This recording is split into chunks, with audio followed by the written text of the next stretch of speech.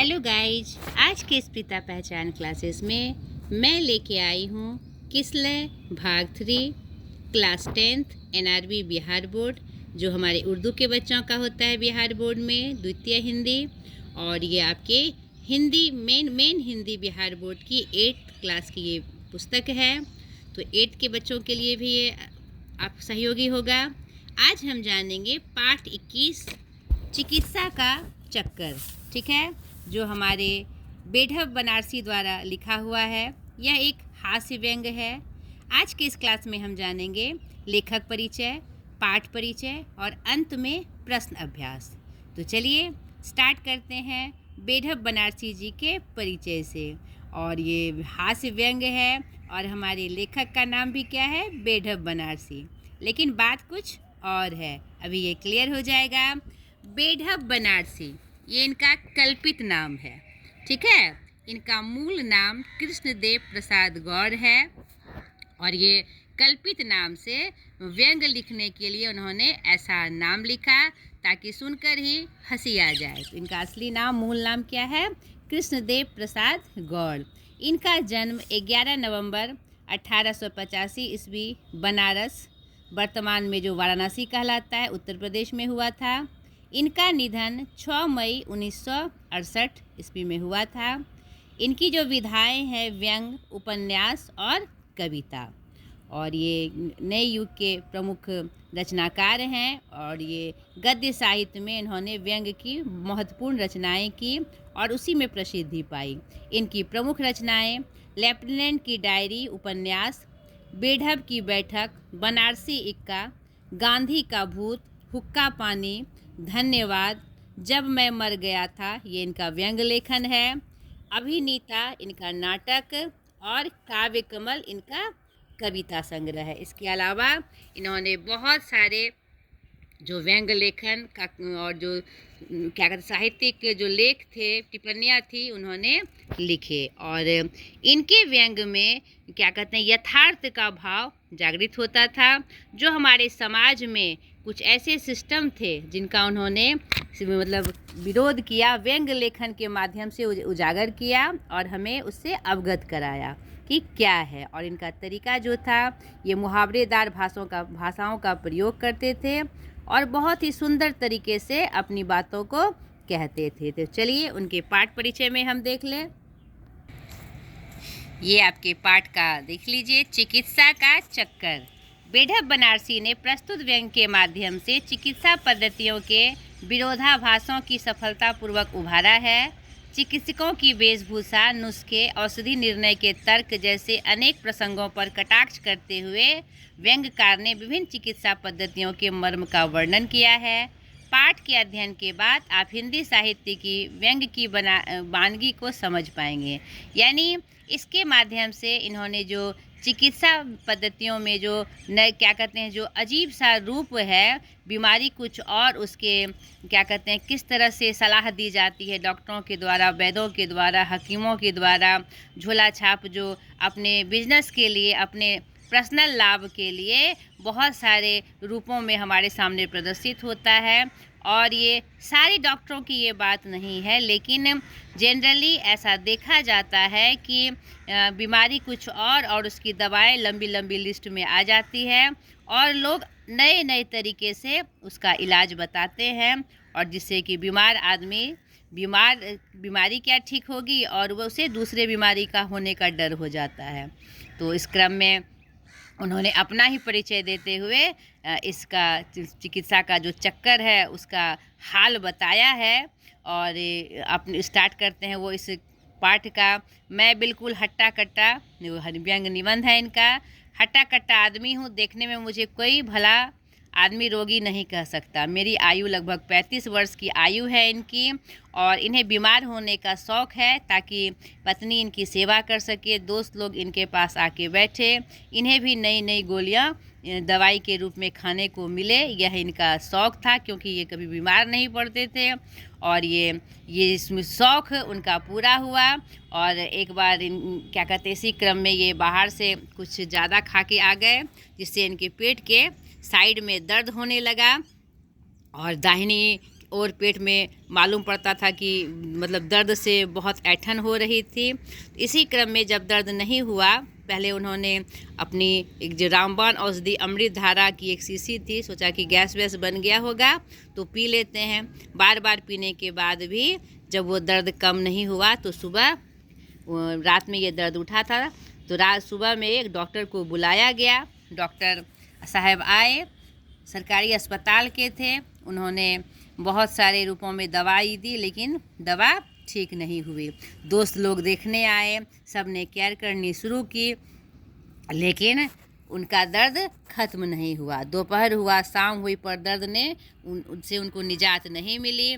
फिर क्या कहते हैं, लोगों ने कहा कि दूसरे डॉक्टर को दिखाया जाए। फिर दूसरे डॉक्टर आए जिनका नाम चूहानाथ कातर जी था, और इन्होंने बड़े सुंदर तरीके से वर्णन किया है। और इस सरकारी विद्यालय, सरकारी अस्पताल के डॉक्टर का और ये चूहानाथ जी का, जो कि नहीं भी बीमारी हो तो भी बीमारी हो जाए, ऐसे ऐसे मर्ज का नाम वो बताते हैं उनको, जिससे उनका मन घबरा जाता है। और क्यों उन्होंने ऐसा शौक़ पाला कि बीमार पड़ जाऊं, उनके बात मतलब अंदर ये बात समझ में आती है कि कितना मुश्किल है ये, नहीं। और वो 2 रुपये की दवा आई और वो दी जाती है। कोई 2 सप्ताह बाद वो थोड़ा ठीक होने लगते हैं, वो उन्हें शुक्रिया अदा करने जाते हैं। और उसके बाद जो उनके द्वारा बात कही जाती है, आश्चर्यजनक बात, कि अच्छा हुआ कि आप आ गए, आपके श्रीमती जी भाग्यवती है। यानी कि इतनी छोटी बीमारी में मरने की स्थिति वाली बात वो बताते हैं, और ऐसी ऐसी बीमारियों का नाम लेते हैं कि इनका सर चकरा जाता है। और फिर से क्या कहते हैं, वो उसमें तो उनसे निजात मिल जाती है, लेकिन 1 सप्ताह बाद फिर से उन्हें सिर में दर्द हो जाता है, और इस दर्द से वो बेचैन हो जाते हैं। फिर इस दर्द के लिए नए नए डॉक्टर बुलाए जाते हैं, लोग अपने अपने तरीके से इलाज करते हैं। वैद्य जी को बुलाया जाता है, हकीम साहब को बुलाया जाता है। यानी कि इस छोटे से सर दर्द के लिए इतने मतलब बड़े रूप को दिखाया जाता है कि जाने इन्हें क्या बीमारी हो गई। सब अपने अपने तरीके से आते हैं और अपना नया नया रूप उस बीमारी के बारे में बताते चले जाते हैं। तो इनको मतलब लगता है कि आज हमारे जो समाज में जो स्थिति है कि बीमारी कुछ और इलाज किस तरीके से बताया जाता है, सिर्फ अपना मतलब कि अपने जो उनका गुण है उसको साबित करने के लिए। वास्तव में वो गुण है ही नहीं।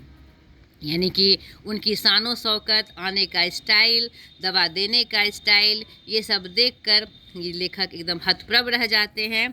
ये कौन सी स्थिति है, डॉक्टर भगवान होता है, लेकिन ये कौन सा भगवान है भाई जो अपने पहनावे और तरीके को दिखा रहा है। और क्या कहते, इसी तरह से डॉक्टर बदले जाते हैं, हकीम बदले जाते हैं, वैद्य बदले जाते हैं, और हर तरह की चिकित्सा, आयुर्वेदिक, एलोपैथिक, होम्योपैथिक, हर तरह से करके वह क्या कहते हैं अपना इलाज कराते हैं। रिश्तेदार, नातेदार, दोस्त जितने लोग आते हैं अपने अपने तरीके से बीमारी का बखान करते हैं, और उसे कुछ ना कुछ नसीहत देते रहते हैं कि ऐसा करो, ऐसा करने से ये होगा, ऐसा करने से ये होगा। ठीक है। इसी तरह से क्या कहते हैं, मेरी पत्नी ने तुम लोगों की क्यों नहीं बात मान लेते, मतलब ओझा गुनी यानी हर तरह से उनका मर्ज किया जाता है। और अंत में क्या कहते हैं, उनकी जो पत्नी है कि एक डॉक्टर के द्वारा कि दांत उखड़वा लीजिए, सर दर्द दांत के कारण हो रहा है, ऐसी बात आती है। तो पत्नी गुस्सा में कहती है कि आज कोई कहता है दांत उखड़वा लो तो दांत उखाड़ लोगे, कल कोई कहेगा सारे बाल उखड़वा डालो, परसों कोई डॉक्टर कहेगा नाक नुचवा लो, आंखें निकलवा दो। यह सब फिजूल है। खाना ठिकाने से खाओ, 15 दिन में ठीक हो जाओगे। मैंने कहा तुम्हें अपनी दवा करनी थी तो इतने रुपये क्यों बर्बाद किए। अंत में उनकी पत्नी की नसीहत काम आती है, और क्या कहते हैं वो इन सारी चिकित्सा के चक्करों से मुक्त हो जाते हैं। तो सर्वप्रथम आप इस व्यंग निबंध को अच्छे से पढ़ लीजिएगा, इसका सारा घटनाक्रम आपको पता चल जाएगा, ताकि इसकी जो वस्तु स्थिति है आप जान जाएं, तो इस संदर्भ में जो भी प्रश्न आए आप आराम से कर सकें। और यह जो विषय वस्तु हमारे लेखक बताना चाह रहे हैं बेढप बनारसी जी, तो उसका भी स्वरूप आपको अच्छे से पता चल जाए कि यह क्या चिकित्सा का रूप है, किस रूप में वो बीमार पड़े और किस रूप में उनका इलाज हुआ, और कैसे क्या कहते हैं वो चक्कर में बार बार चक्कर पे पढ़ते रहे, इसीलिए इसका नाम चिकित्सा का चक्कर रखा गया। एक बहुत ही गंभीर विषय का वर्णन उन्होंने व्यंग स्वरूप दिखाया है और ये अच्छी बात नहीं है। अगर यही स्थिति रही तो क्या कहते हैं लोग, क्या कहते हैं, डॉक्टरी जो सलाह है उसे क्या करेंगे, उससे लोग दूर भागेंगे और विश्वास उठ जाएगा कि किससे इलाज कराया जाए जिससे हमें सही सहायता प्राप्त हो सके, सही इलाज मिल सके। तो ज़रूरत है ऐसी पद्धति की, चिकित्सा की ऐसी पद्धति की जो कारगर हो और जिसकी जो बीमारी है उसी रूप में वह आए। ठीक है, तो यह पाठ का परिचय था। अब देखिए प्रश्न अभ्यास के माध्यम से मैं प्रश्न अभ्यास भी कर दूं। अंत में क्या कहते हैं इसमें कौन सी बात आई है। पहला, पाठ से लेखक को बीमार पड़ने की इच्छा क्यों हुई। तो हमने स्टार्टिंग में ही देखा कि दूसरों को बीमार जब वो देखते थे तो उन्हें भी इच्छा हुई कि वह भी बीमार पड़े और बीमार पड़ने से उन्हें बिस्किट खाने की इजाज़त मिलेगी, नहीं जो उन्हें नहीं नॉर्मली नहीं मिलती है उन्हें खाने के लिए, और पत्नी माथे पर तेल लगाएगी, उनकी सेवा शुश्रूषा करेगी, दोस्त लोग आके बैठेंगे, काम से थोड़ी राहत मिलेगी, ऐसा सोचकर उन्हें बीमार पड़ने की इच्छा हुई। दूसरा, लेखक ने वैद्य और हकीम पर क्या क्या कहकर व्यंग किया, उनमें से सबसे तीखा व्यंग किस पर है, उल्लेख कीजिए। तो हमने यहाँ देखा कि लेखक ने वैद्य और हकीम पर क्या क्या कहकर व्यंग किया है। तो यहाँ पर आपने क्या कहते हैं, यहाँ पर स्पष्ट रूप से हमने देखा कि वैद्य और हकीम पर उन्होंने जो व्यंग किया है कि कोई एक घंटे बाद वैद्य जी एक पालकी पर तशरीफ़ लाए, आकर आप मेरे सामने कुर्सी पर बैठ गए। आप धोती पहने हुए थे और कंधे पर एक सफ़ेद दुपट्टा डाले हुए थे। इसके अतिरिक्त शरीर पर सूत के नाम पर जनेऊ था, जिसका रंग देखकर क्या कहते शंका होती थी कि कविराज जी कुश्ती लड़कर आ रहे हैं। वैद्य ने जी कुछ पूछा और इससे पहले भी क्या कहते हैं उनका जो पद्धति है कि वो पतरा देख कर काम करते थे, नहीं, वैद्य जी ने गौर से पतरा देखा और कहा कि अभी बुध की संक्रांति है, शनि की स्थिरता है, 31 पल 9 विपल में शनि बाहर हो जाएगा, तब 1 घंटे बाद एकादशी का योग है, उसके बाद हम आएंगे। तो यानी कि आप इलाज करने आ रहे हैं कि आप देह दशा या नक्षत्र क्यों देख रहे हैं भाई, ये कौन सा चक्कर है, ये चिकित्सा का कौन सा तरीका है, नहीं। यहाँ पर उन्होंने व्यंग स्वरूप कहा है और कवि महाराज उन्हीं के क्रम में बहुत सारी बातें कही गई है। अलमारी में आपटे का कोष तो लेते आइए, ये सुनकर लोग चकराए और मैंने कहा दवा तो पीछे होगी, मैं पहले समझ गया था कि मुझे रोग क्या है, नहीं, अपने तरीके से वो इलाज करते हैं। उसी प्रकार हकीम साहब के बारे में भी उन्होंने व्यंग किया है। ये मैं अपनी बीमारी का जिक्र और बेबसी का हाल लिखना चाहता हूँ, पर हकीम साहब की पोशाक और उनके रहन सहन तथा फैशन का जिक्र न करना मुझसे ना हो सकेगा।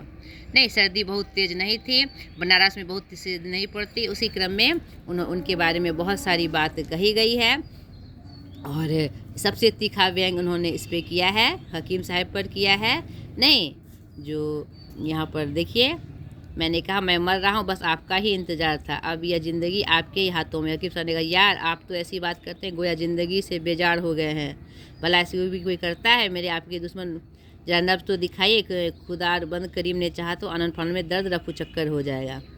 ठीक है, इसी क्रम में आप देखिए बढ़ती चली गई, बेग बढ़ता चला गया।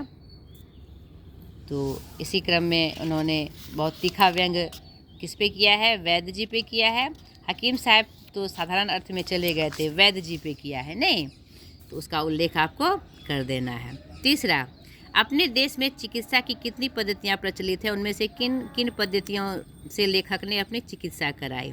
तो अपने देश में चिकित्सा की बहुत सारी पद्धतियाँ हैं, एलोपैथिक, होम्योपैथिक, आयुर्वेदिक, हकीम, वैद्य, ओझा गुनी, यानी कोई हवा लग गई हो तो इन्होंने हर तरीके की पद्धतियाँ से अपना इलाज कराया। जब आप इस पाठ को पढ़ेंगे तो देखिएगा कि उन्होंने किन किन पद्धतियों से अपना इलाज कराया। नहीं, सरकारी डॉक्टर को दिखाया, फिर दूसरे डॉक्टर को दिखाया, प्राइवेट डॉक्टर को दिखाया, फिर उन्होंने वैद्य जी को दिखाया, नहीं, जो देसी वैद्य होते हैं अपने तरीके से, फिर उन्होंने हकीम साहब को दिखाया और उसके बाद हाँ क्या कहते हैं ओझागुनी भी, जो पंडित का के रूप होता है, कोई हवा लग गई है, उनसे भी उन्होंने अपनी चिकित्सा कराई। ठीक है, इस पाठ से हास्य और व्यंग की बातें छांट कर लिखी, जैसे रसगुल्ले छायावादी कविताओं की भांति सूक्ष्म नहीं थे, स्थूल थे। इस पाठ को जब आप पढ़िएगा इस तरह के बहुत सारे व्यंग वाक्य आपको मिलेंगे, आपको छांट कर उससे लिखना है। 5वां, किसने किससे कहा? मुझे आज सिनेमा जाना है, तुम अभी खा लेते तो अच्छा हुआ। प्रस्तुत पंक्ति हमारे पाठ्य पुस्तक चिकित्सा के चक्कर से ली गई है। यह पंक्ति क्या कहते हैं, इस व्यंग लेखक की पत्नी के द्वारा लेखक को कहा गया है। ठीक है। दूसरा, घबराने की कोई बात नहीं, दवा पीजिए, 2 खुराक पीते पीते आपका दर्द गायब हो जाएगा। तो यहाँ पर हमने स्टार्टिंग में देखा था कि ये प्रस्तुत पंक्ति डॉक्टर साहब, सरकारी डॉक्टर साहब के द्वारा कही गई है, जो उन्होंने पहले बुलाया था अपने इलाज के लिए। दवा पीजिए, 2 खुराक, घबराने की कोई बात नहीं है, दवा 2 खुराक पीते पीते आपका दर्द वैसे गायब हो जाएगा, नहीं, दर्द पूरा गायब हो जाएगा। तो तीसरा है, वायु का प्रकोप है, यकृत में वायु घूमकर पित्ताशय में प्रवेश कर आंत में जा पहुंचा है। तो यह पंक्ति आप जब पाठ को पढ़िएगा तो यह पंक्ति आपके वैद्य जी के द्वारा कही गई है। ठीक है। यहाँ पर वैद्य जी के द्वारा ये आपकी बात कही गई है, यहाँ देखिए।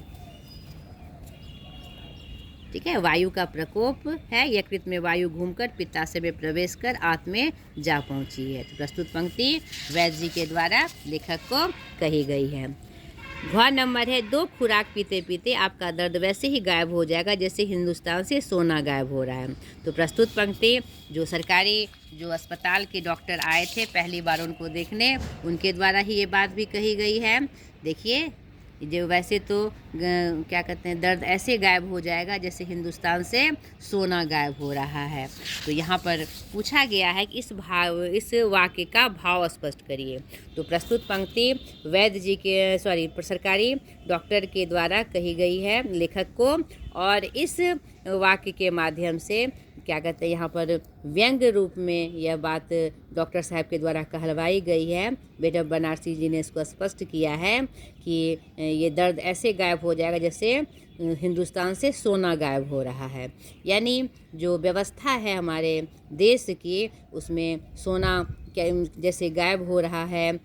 तो यहाँ पर डॉक्टर के साहब के द्वारा ये जो बात उन्होंने कहलवाई, यह हमारे देश की व्यवस्था पर कटाक्ष व्यंग किया गया है और उसका रूप व्यंग के रूप में दिखाया गया है कि आखिर सारा सोना कहाँ गायब हो रहा है। नहीं, जो इसमें जो छिपे तौर से जो अर्थव्यवस्था यहाँ पर फैली हुई है अंध रूप में, जो तस्करी का जो रूप हमारे भारत में चल रहा है कहीं ना कहीं, उसके बारे में यहाँ पर तीखा व्यंग किया गया है। ठीक है, जो डॉक्टर साहब के द्वारा उन्होंने कहलवाई है। पाठ से आगे, एलोपैथिक, होम्योपैथिक, आयुर्वेदिक चिकित्सा से आप क्या समझते हैं? ये तीनों पद्धतियां हैं हमारे चिकित्सा की।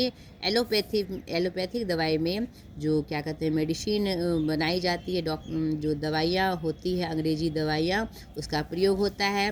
होम्योपैथिक चिकित्सा पद्धति में क्या कहते हैं, जो होम्योपैथिक का रूप है वो लिक्विड दवाई का, उसके माध्यम से इलाज कराई जाती है, और आयुर्वेदिक में क्या कहते हैं जो जड़ी बूटियां हैं उसके माध्यम से चिकित्सा कराई जाती है। ठीक है, तीनों चिकित्सा की अपनी अपनी पद्धतियां हैं।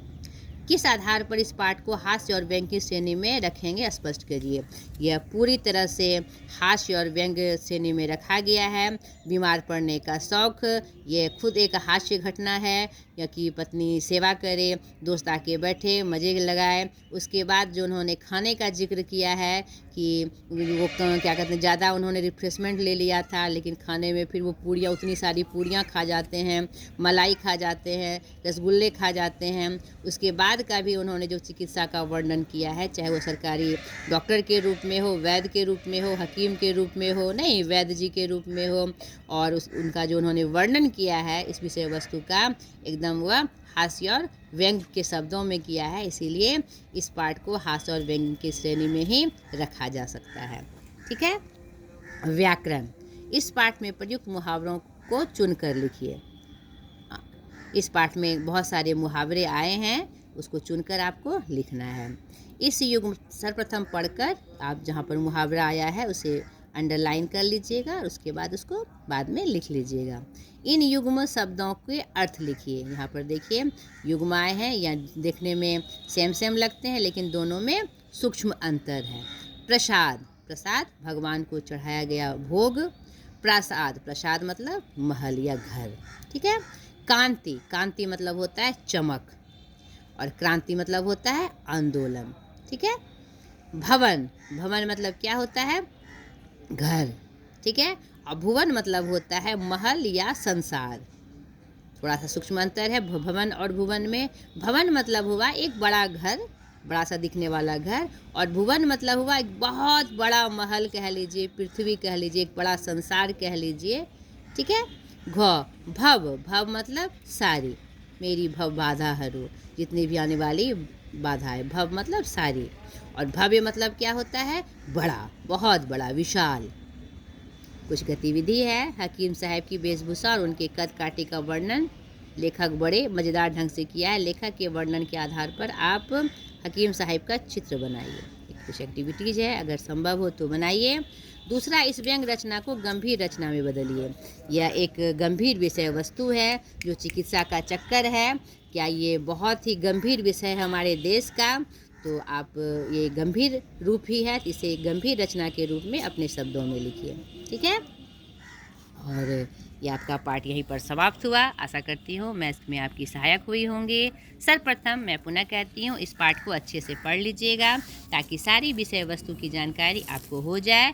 फिर यह पाठ आपके लिए बहुत आसान हो जाएगा। और कि इसकी जो मेन विषय वस्तु थी, चिकित्सा का जो पद्धति है हमारे समाज में, जो रूप है, वो ऐसा नहीं होना चाहिए, इसका आपको ध्यान रखना है। चलिए अगले वीडियो में फिर एक नए पार्ट के साथ मैं हाजिर हो जाऊंगी। आज तक के लिए इतना ही, बाय।